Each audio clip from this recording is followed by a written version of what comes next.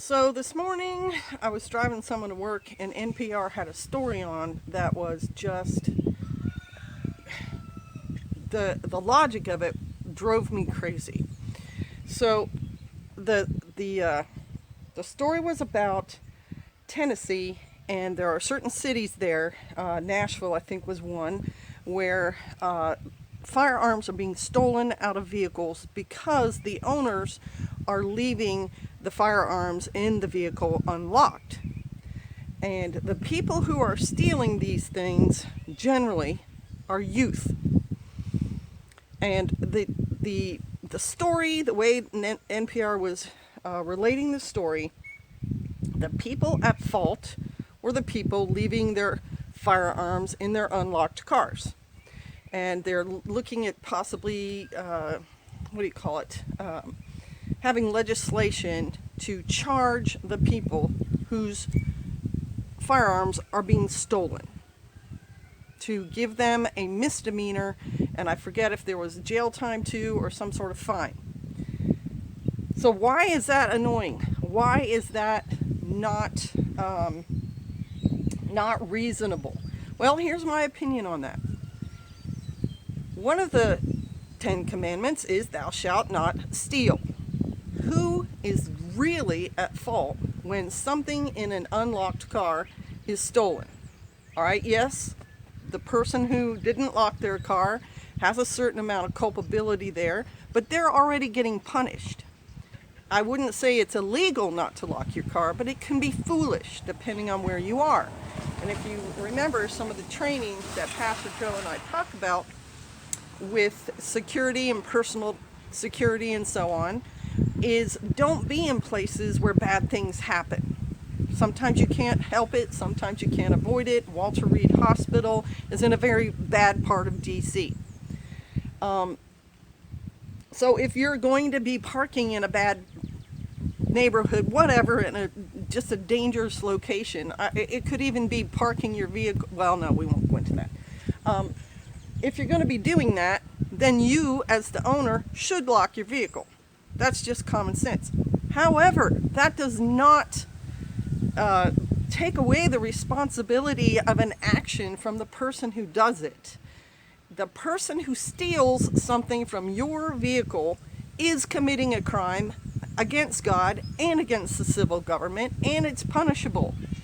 So the whole NPR story trying to blame the car owner for the criminal activity of a different person stealing out of your car is crazy. It's just a crazy logic. You don't blame the victim for the theft.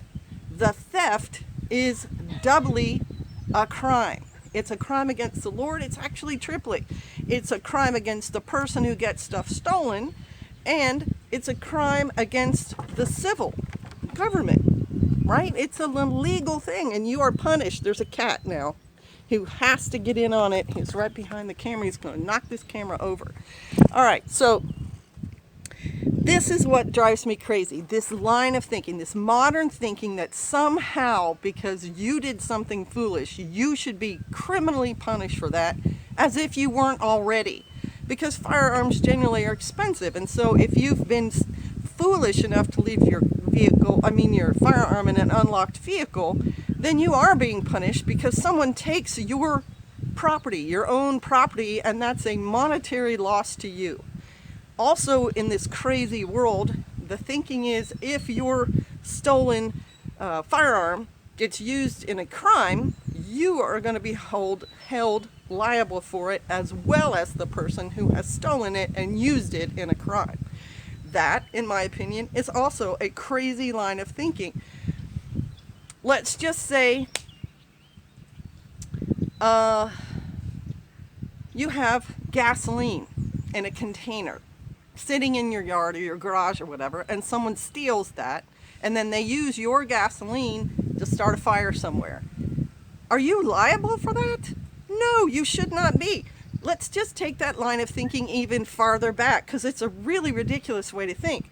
The refinery that made the crude oil into gasoline has no intent for that to be used as something to burn something down with.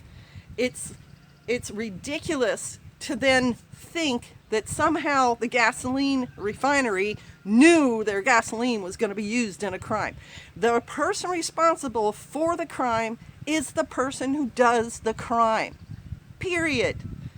We don't blame then the people who mine the crude oil or the dinosaurs who died and get squished down in the volcanic eruption that eventually makes the crude oil. We can't sue them for the little criminal, the arsonist, who starts the building on fire. It's just not logical, not commonsensical thinking. I'm worried about this kind of the world that would allow this kind of thought to become a mainstream idea and affect legislation. Ridiculous. Thank you for watching. Bless you, and be commonsensical. Shalom.